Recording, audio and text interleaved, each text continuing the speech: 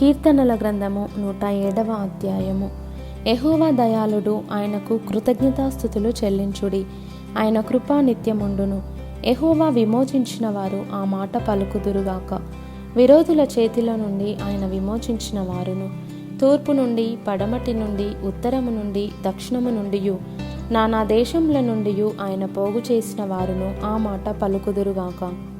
వారు అరణ్యమందలి ఎడారి త్రోవను తిరుగులాడుచుండిరి. నివాసపురమేదియు వారికి దొరకకపోయెను. ఆకలి దప్పుల చేత వారి ప్రాణము వారిలో సొమ్మసిల్లెను. వారు కష్టకాలమందు యెహోవాకు మొర్రపెట్టిరి. ఆయన వారి ఆపదలలో నుండి వారిని విడిపించెను. వారొక నివాసపురము చేరునట్లు చక్కని త్రోవను ఆయన వారిని నడిపించెను. ఆయన కృపను బట్టియు నరులకు ఆయన చేయు ఆశ్చర్య కార్యములను బట్టియు వారు యెహోవాకు కృతజ్ఞతాస్తుతులు చెల్లించుదురుగాక. ఏలయనగా ఆశగల ప్రాణమును ఆయన తృప్తిపరచియున్నాడు. ఆకలిగొనిన వారి ప్రాణమును మేలుతో నింపియున్నాడు.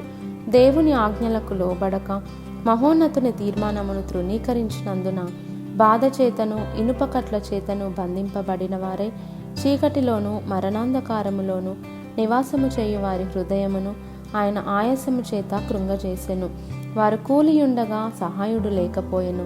కష్టకాలమందు వారు యెహోవాకు మొర్రపెట్టిరి. ఆయన వారి ఆపదలలో నుండి వారిని విడిపించెను. వారి కట్లను తెంపివేసి చీకటిలో నుండి మరణాంధకారములో నుండి వారిని రప్పించెను. ఆయన కృపను బట్టియు నరులకు ఆయన చేయు ఆశ్చర్య కార్యములను బట్టియు వారు యెహోవాకు కృతజ్ఞతాస్తుతులు చెల్లించుదురుగాక.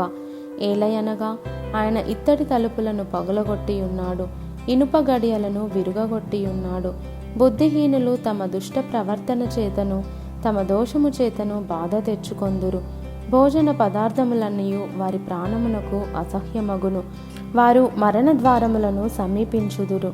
కష్టకాలమందు వారు యెహోవాకు మొర్రపెట్టిరి. ఆయన వారి ఆపదలలో నుండి వారిని విడిపించెను. ఆయన తన వాక్కును పంపి వారిని బాగు చేసెను.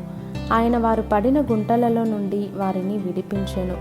ఆయన కృపను బట్టియు నరులకు ఆయన చేయు ఆశ్చర్య కార్యములను బట్టియు వారు యెహోవాకు కృతజ్ఞతాస్తుతులు చెల్లించుదురుగాక. వారు కృతజ్ఞతార్పణలు చెల్లించుదురుగాక. ఉత్సాహధ్వనితో ఆయన కార్యములను ప్రకటించుదురుగాక. ఓడలెక్కి సముద్ర ప్రయాణము చేయువారు, మహాజలముల మీద సంచరించుచు వ్యాపారము చేయువారు యెహోవా కార్యములను, సముద్రములో ఆయన చేయు అద్భుతములను చూచిరి. ఆయన సెలవీయగా తుపాను పుట్టెను. అది దాని తరంగములను పైకెత్తెను. వారు ఆకాశము వరకు ఎక్కుచు అగాధమునకు దిగుచూ నుండిరి. శ్రమ చేత వారి ప్రాణము కరిగిపోయెను. మత్తులైన వారి వలె వారు ముందుకు వెనుకకు దొర్లుచు ఇటు అటు తూలుచుండిరి. వారు ఎటు తోచకయుండిరి. శ్రమకు తాళలేక వారు యెహోవాకు మొర్రపెట్టిరి.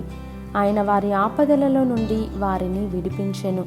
ఆయన తుపానును ఆపివేయగా దాని తరంగములు అణగిపోయెను. అవి నిమ్మలమైనవని వారు సంతోషించిరి. వారు కోరిన రేవునకు ఆయన వారిని నడిపించెను. ఆయన కృపను బట్టియు నరులకు ఆయన చేయు ఆశ్చర్య కార్యములను బట్టియు వారు యెహోవాకు కృతజ్ఞతాస్తుతులు చెల్లించుదురుగాక. జన సమాజములో వారాయనను ఘనపరచుదురుగాక.